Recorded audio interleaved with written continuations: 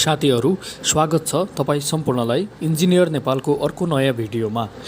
आज हामी fluid mechanics वा बेसिक हाइड्रोलिक्सको एक महत्त्वपूर्ण टपिक ओपन च्यानल फ्लो र पाइप फ्लो अफ फ्लुइड्सका बारेमा सम्पूर्ण महत्त्वपूर्ण जानकारीहरू सिक्नेछौँ।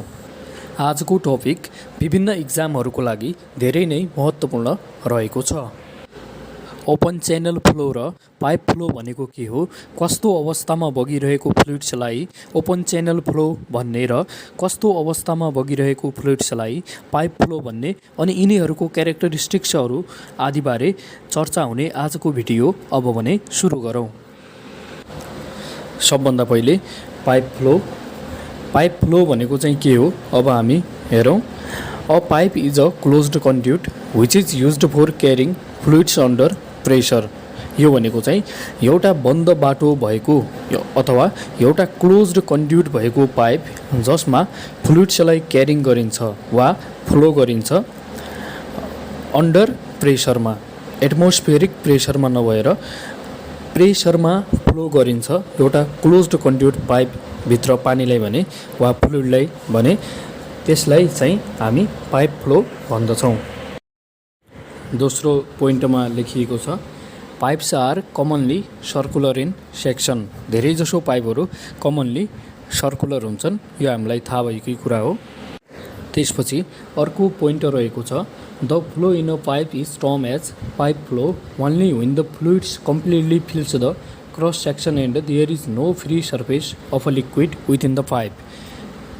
मतलब पाइप फ्लो तब भनिन्छ जब एउटा पाइपमा कम्प्लिटली त्यसको क्रस सेक्सनलाई फिलअप गरेर पानी बगिरहेको छ।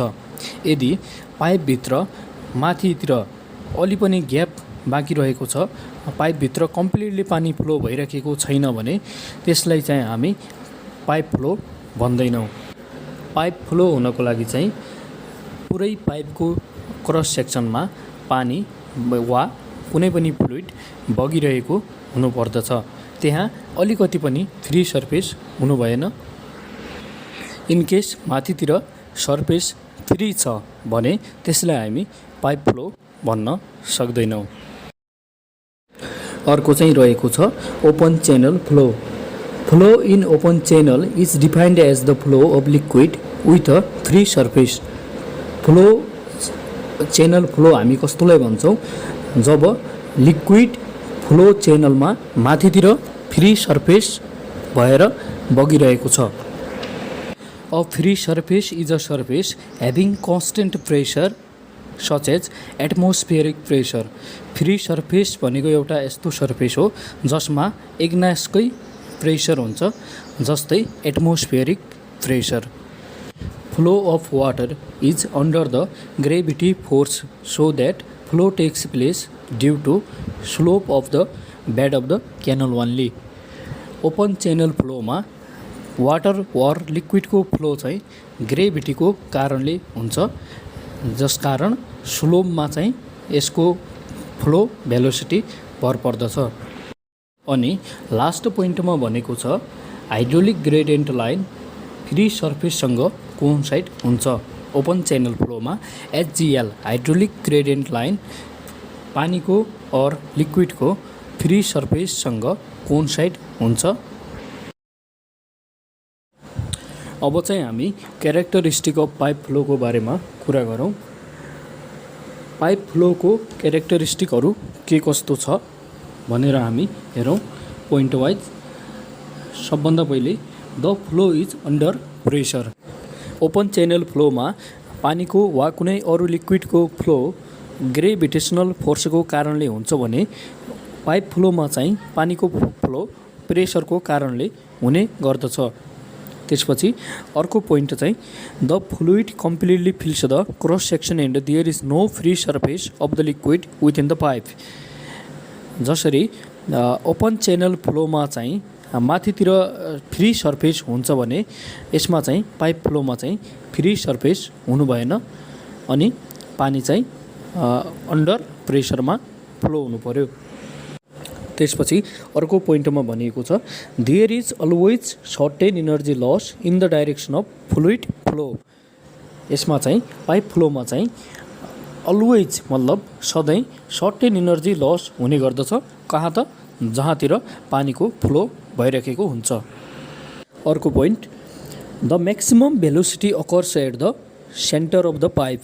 जुन चाहिँ पाइप हुन्छ, सर्कुलर पाइप हुन्छ, त्यसको चाहिँ जुन सेन्टर हुन्छ त्यसमा चाहिँ म्याक्सिमम भेलोसिटी अफ फ्लो हुने भयो।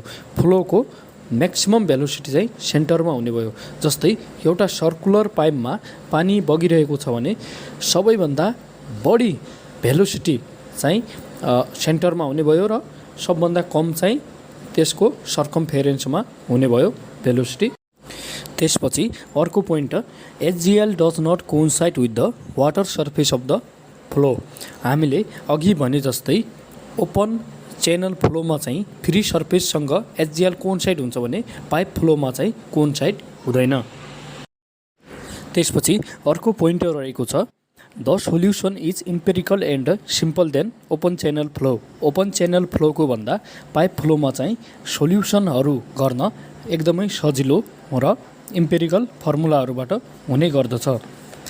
त्यसपछि लास्ट पोइन्ट चाहिँ रहेको छ, यानि कि last characteristic of pipe flow चाहिँ a non dimensional number called Reynolds number is used for classification of flow.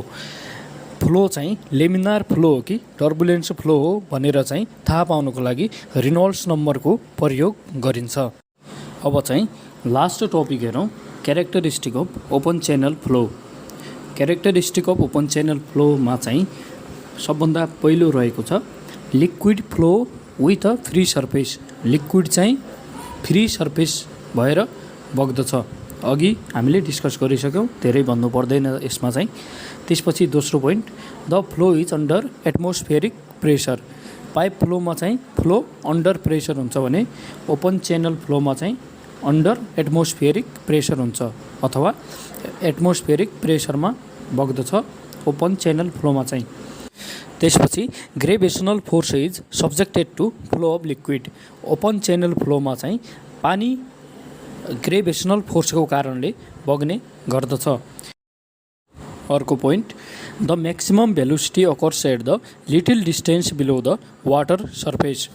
Open channel फ्लोमा चाहिँ म्याक्सिमम भेलोसिटी अफ फ्लो चाहिँ कहाँनिर हुन्छ त, फ्री सर्फेस हुन्छ जुन माथिको टप सर्फेस हुन्छ पानीको फ्री सर्फेस वा टप सर्फेस, त्यसको अलिकति तल चाहिँ म्याक्सिमम भेलोसिटी हुन्छ ओपन च्यानल फ्लोमा, जबकि पाइप फ्लोमा चाहिँ सेन्टरमा म्याक्सिमम भेलोसिटी हुन्छ। र last point, HGL coincide with the water surface.